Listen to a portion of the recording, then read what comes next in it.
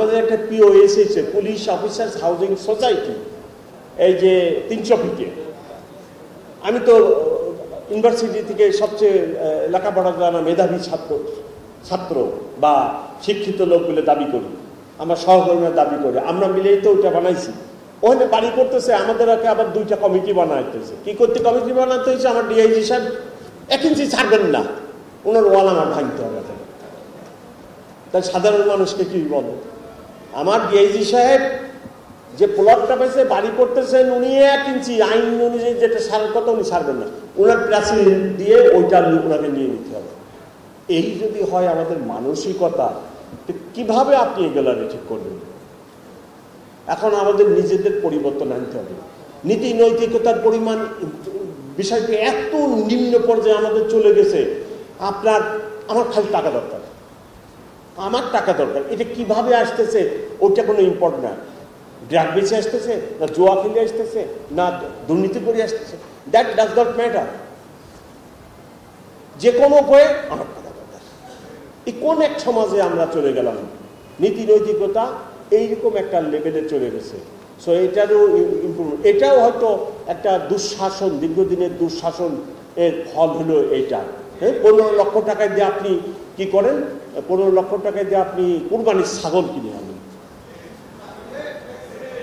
আমি এই বাসায় বাস করি, আমি একজন সরকারি কর্মকর্তা, আমার ছেলে 15 লক্ষ টাকা দিয়ে ছাগল কিনে এনে, আমি একটিবার ভাবি না যে ওই আমার প্রতিবেশী কি ভাবতেছে যে আমি 70,000 টাকা বেতনের চাকরি করি আর আমি 15 লক্ষ টাকা দিয়ে আমার ছেলে ছাগল কিনে চলে যাচ্ছি। এগুলোকে আপনি কোথায় যাবেন বলেন? যাওয়ার একটা জায়গা দেখান আমার, যে আমি ওখানে যাই। এই হলো আমাদের দেশের নীতি নৈতিকতার অবস্থান। মানুষের বিসিএস পাস করে আপনার ইউনিভার্সিটি থেকে যারা ফার্স্ট ক্লাস ফার্স্ট হচ্ছে, আগে তারা টিচার হতো। টিচার কি হবে রে বাবা তুমি?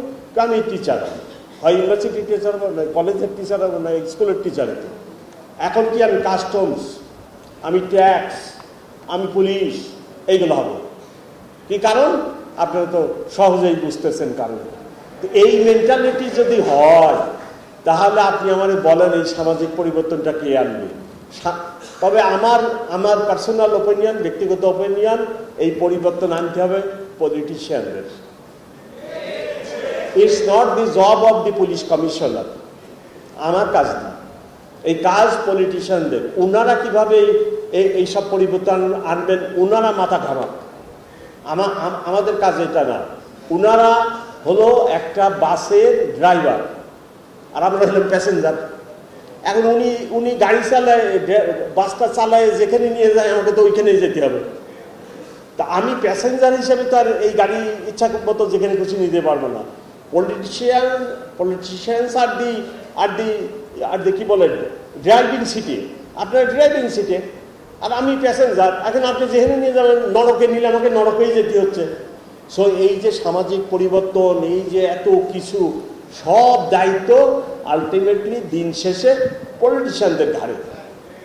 ওনারা চিন্তা ভাবনা করুক, ওনারা বাস্তবধর্মী সিদ্ধান্ত নিন, ওনাদের এই দায়িত্ব নিতে হবে, পালন করতে হবে, অন্যদের নয়।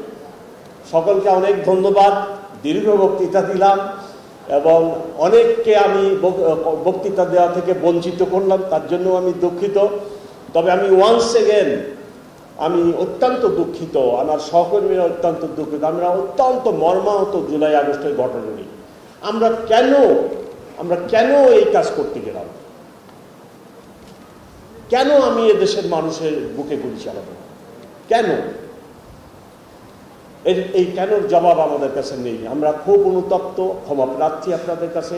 আমরা এই কাজ করতে চাই না, আর পলিটিশিয়ানরাও যেন আমাদেরকে এইভাবে আর ব্যবহার করে না। আমরা ব্যবহৃত হতে চাই না। আপনারা ভালো থাকবেন, আপনারা থানার সেবা নেবেন। আমার ওসিকে যা বলার আমি অলরেডি মেসেজ দেওয়া আছে। আপনারা মামলা করবেন, ঘটনা হলে সত্য ঘটনার মামলা করবেন। আমি বলছি আমার এক থানায় 500 মামলা হোক, হিসাব নিকাশ কৈফিয়ত আমি দিব, জবাব আমি দিব। কিন্তু কোনো লোক ঘটনা হয়েছে কিন্তু ওসি মামলা নিবে না, এই ঘটনা করবে না। 500 মামলাই করবে, কোনো সমস্যা নেই। আপনি আপনার বাসায় ডাকাতি হয়েছে, আপনার ছিনতাই হয়েছে, আপনি যদি মামলা না করেন তাহলে তো বিচার হবে না, বিচার পাবেন না।